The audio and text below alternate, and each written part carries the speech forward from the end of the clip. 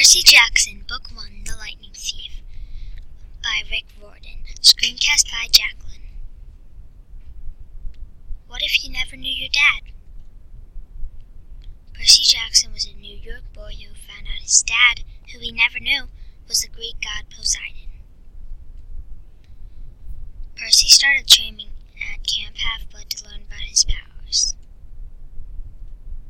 He found out that Zeus, the king of the gods, lost his lightning bolt, and worse, Zeus was blaming Percy and his dad Poseidon. So Percy sets off on a quest to find the lightning bolt. Will Percy Jackson be able to bring the lightning bolt back to Zeus and save his father in time?